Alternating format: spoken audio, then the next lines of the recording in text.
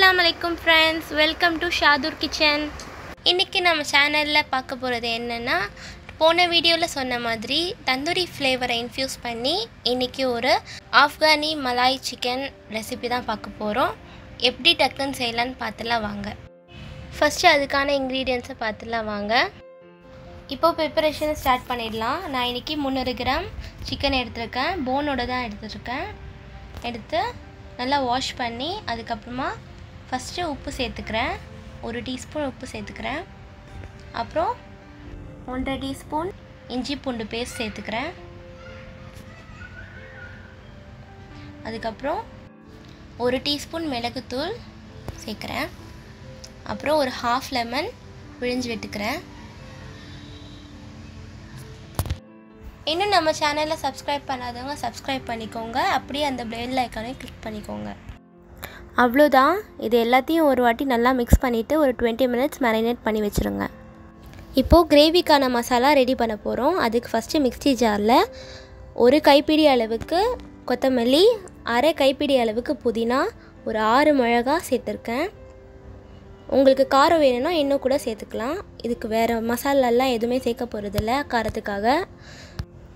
Next skin feel பண்ண ஒரு 10 பாதாம், 20 முந்திரி ரிச்னஸ்க்காக நான் சேர்க்குறேன். கண்டிப்பாக இது சேர்க்கணும்.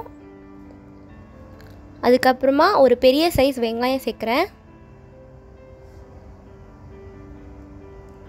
அவ்வளோதான். லைட்டாக தண்ணி ஊற்றி நல்லா ஃபைன் பேஸ்ட்டாக அரைச்சிக்கணும். அதுக்கப்புறம் தனியாக ஒரு பவுல் எடுத்துக்கோங்க. ஒரு 3 டேபிள் ஸ்பூன் தயிர் சேர்க்குறேன். கெட்டியான தயிர் சேர்த்துக்கோங்க. அதுக்கப்புறம் ஒரு கப்பு ஃபுல் ஃப்ரெஷ் க்ரீம் சேர்க்கணும். இதில் மசாலா பொருள்லாம் சேர்த்துடலாம். 1 டீஸ்பூன் மிளகுத்தூள், 1 tablespoon garam masala, half teaspoon chaat masala சேர்க்குறேன். இது ஆப்ஷனல் தான், உங்களுக்கு வேணும்னா சேர்த்துக்கலாம். அப்புறம் 1 டீஸ்பூன் கசூரி மேத்தி இப்படி கையில் சேர்த்து நல்லா கசக்கி சேர்த்துக்கோங்க. நல்லா ஃப்ளேவர்ஃபுல்லாக இருக்கும். அவ்வளோதான். இது எல்லாத்தையும் சேர்த்து விஸ்க வச்சு நல்லா கலந்து விட்டுக்கோங்க. நல்லா பீட் பண்ணிக்கோங்க. நல்லா கலந்துக்கோங்க. இப்போது நம்ம அரைச்சி வச்சுருந்த பேஸ்ட்டை கலந்து வச்ச அந்த மசாலா கூட சேர்த்துடலாம். சேர்த்து அதுக்கப்புறம் நம்ம மேரினேட் பண்ணி வச்சுருந்த சிக்கன் கூட சேர்த்து நல்லா கலந்துக்கோங்க. இந்த ஸ்டேஜில் டைம் இருந்துச்சுன்னா மேரினேட் பண்ணணுன்னா பண்ணிக்கலாம். இல்லை டைம் இல்லைன்னா டக்குன்னு ஃப்ரை பண்ணிக்கலாம். நெக்ஸ்ட்டு சிக்கனை ஷாலோ ஃப்ரை பண்ண போகிறோம். உங்கள்கிட்ட க்ரில் பேன் இருந்துச்சுன்னா அதில் கூட ஃப்ரை பண்ணிக்கலாம். நான் இன்றைக்கி இந்த மாதிரி கடாய் தான் எடுத்திருக்கேன். அதில் 1 table spoon butter, 1 table spoon எண்ணெய் சேர்க்குறேன். எண்ணெய் சூடானதும் இந்த மசாலாலேருந்து சிக்கனை மட்டும் தனியாக எடுத்து எவ்வளோ முடியுமோ மசாலா இல்லாமல் தனியாக எடுத்து இந்த மாதிரி சேர்த்துக்கோங்க. ஒன்று ஒன்றா சேர்த்து நல்லா ப்ரௌன் கலராக வர வரைக்கும் ஃப்ரை பண்ணி எடுத்துக்கலாம். மீடியம் ஃப்ளேம்லேயே இருக்கட்டும். மீடியம் ஃப்ளேமில் இருந்து ஒரு 4 to 5 மினிட்ஸ் வரைக்கும் இந்த மாதிரி ஃப்ரை பண்ணிக்கோங்க. திருப்பி போட்டு நல்லா ஃப்ரை பண்ணிக்கோங்க. பாருங்கள் இந்த மாதிரி எவ்வளோ கலர் சேஞ்ச் ஆகிருக்கு. மசாலாவோடு சேர்த்திங்கன்னா டக்குன்னு ஃப்ரை ஆகாது. 5 மினிட்ஸில் ரொம்ப நேரம் எடுக்கும். அதுக்கப்புறம் சிக்கன் ஹார்ட் ஆகிடும். அதனால் எவ்வளோ முடியுமோ மசாலா இல்லாமல் சேர்த்துக்கோங்க. சேர்த்து இந்த மாதிரி நல்லா ஷாலோ ஃப்ரை பண்ணி க்ளோஸ் பண்ணி வச்சிடலாம். நான் ஃப்ளேம் ஆஃப் பண்ணிட்டேன். அதுக்கப்புறமா தந்தூரி ஃப்ளேவரை இன்ஃப்யூஸ் பண்ணுறதுக்காக நான் ஆல்ரெடி அடுப்பு கறியை எடுத்து பெரிய ஃப்ளேமில் வச்சு நல்லா நெருப்பு பிடிக்கிற அளவுக்கு நல்லா வாட்டி எடுத்துக்கோங்க. அது ஃப்ரை பண்ண பேனில் சின்ன பவுல் வச்சு அதில் அந்த கோலை சேர்த்து அதுக்கப்புறம் 1 டீஸ்பூன் நெய் சேர்த்து ஆவிலாம் வெளியில் போகாத மாதிரி ஒரு டைட்டான மூடி போட்டு மூடி சைடில் வச்சுருங்க. அப்போ தான் அந்த தந்தூரி ஃப்ளேவர் எல்லாம் அந்த சிக்கனுக்குள்ளே இறங்கி நல்லா இன்ஃப்யூஸ் ஆகி செம்ம டேஸ்ட்டாக இருக்கும். இப்போ கிரேவி செய்ய ஸ்டார்ட் பண்ணிடலாம். ஒரு பெரிய கடாயில் 2 டேபிள் ஸ்பூன் அளவுக்கு பட்டர் சேர்த்துக்கிறேன். பட்டர் உருகுனதும் ஒரு 3 டேபிள் ஸ்பூன் அளவுக்கு எண்ணெய் ஆட் பண்ணிக்கிறேன். இப்போ எண்ணெய் நல்லா சூடானதும் ஒரு துண்டு பட்டை, 3 ஏலக்காய், 3 கிராம்பு, 2 பிரிஞ்சி இலை பிச்சு சேர்த்துக்கலாம். அதுக்கப்புறம் 1 டீஸ்பூன் மிளகு சேர்த்து நல்லா கலந்துக்கோங்க.